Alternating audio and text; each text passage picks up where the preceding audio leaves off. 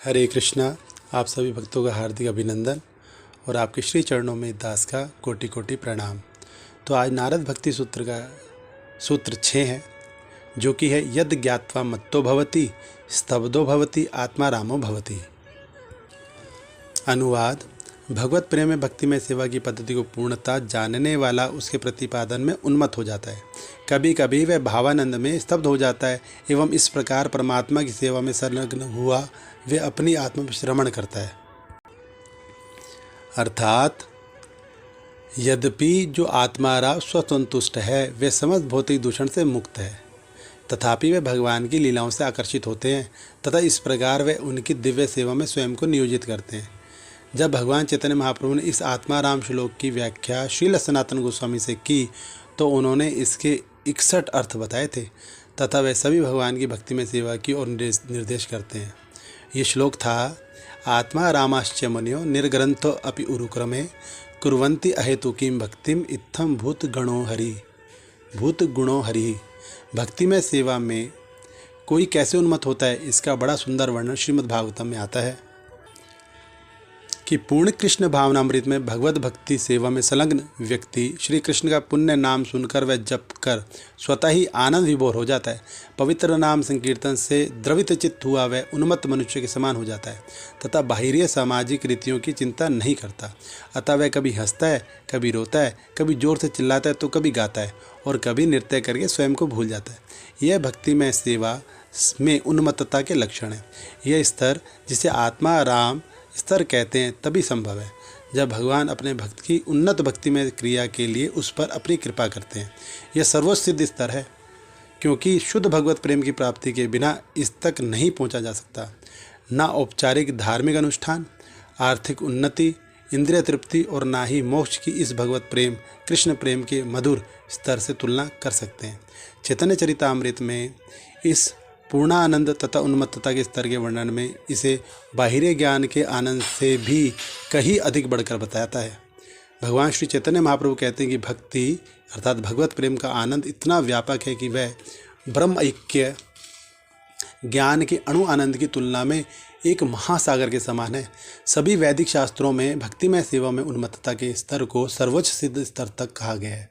यह साधारण व्यक्तियों अभक्तों द्वारा प्राप्य नहीं है। सिद्धि की अवस्था में व्यक्ति का हृदय वह द्रवीभूत हो जाता है तथा वह भगवान के चरणारविंदों की प्राप्ति में अधिक से अधिक आसक्त हो जाता है। भक्तिमय सेवा के मार्ग के महान आचार्य श्रील रूप गोस्वामी ने इस अवस्था की व्याख्या इस प्रकार की है: यद्यपि पागल के ही समान दिखता है, तथापि भक्तिमय सेवा में आनंद विभोर व्यक्ति इस शब्द के भौतिक अर्थ में पागल नहीं होता। यह उन्मत्तता का आनंद भगवान की आह्लादनी शक्ति का प्रकाश है। ये कहा श्रील रूप गोस्वामी जी ने। भगवान की विभिन्न शक्तियाँ हैं, जिनमें से एक है आह्लादनी शक्ति। उनकी अंतरंगा आनंद शक्ति। इस शक्ति से कुछ परिचय प्राप्त व्यक्ति ही ऐसी उन्मत्तता का आस्वादन कर सकता है। वेदांत सूत्र कहता है आनंदमयोभ्यसात, यानी कि भगवान स्वभक्त से सदा आनंदमय है। भगवान की यह आनंदमयता उनकी आह्लादनी शक्ति के कारण है।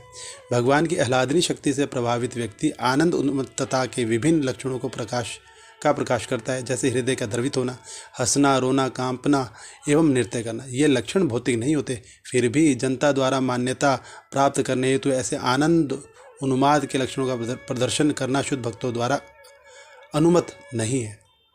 श्रील भक्तिसिद्धांत सरस्वती प्रभुपाद कहते हैं, प्रेममयी सेवा की सर्वोच्च सिद्धावस्था की प्राप्ति से रहित आध्यात्म ज्ञान विहीन व्यक्तियों के कृत्रिम रूप से हंसने, रोने या नाचने से उन्हें किसी मंगल की प्राप्ति नहीं हो सकती।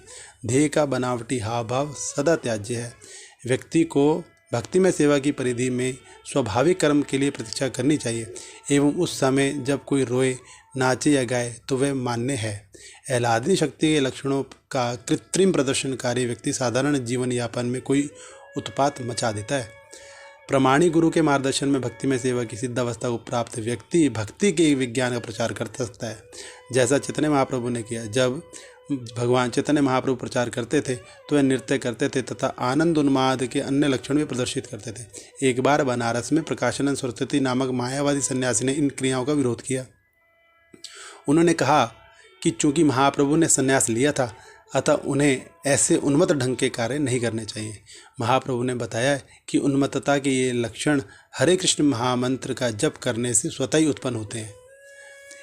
एवं इसे देखकर उनके गुरु ने पूरे विश्वास से उनको प्रचार करने का आदेश दिया था। प्रकाशानंद से बात करते हुए भगवान चैतन्य महाप्रभु ने हरि भक्ति सुधोदय से एक महत्वपूर्ण श्लोक उद्धृत किया था कि मेरे प्रिय स्वामी, हे जगत के नाथ, चूँकि मैंने आपको प्रत्यक्ष देख लिया है, अतः मेरे दिव्य आनंद ने एक महासागर का रूप ले लिया है। अतः अब मैं निर्विशेष ब्रह्म ज्ञान के आनंद को गाय के बछड़े के खुर में रखे जल के समान मानता हूँ। अतः जो भक्ति में सेवा की सिद्धावस्था तक पहुँच जाता है, वह इतना तृप्त हो जाता है कि उसे और कुछ अधिक पाने की इच्छा ही नहीं रहती, तथा इस प्रकार वह सदा शुद्ध भक्ति में सेवा में संलग्न रहता है। तो ये आज भक्ति सूत्र का 6वां सूत्र था। हरे कृष्णा।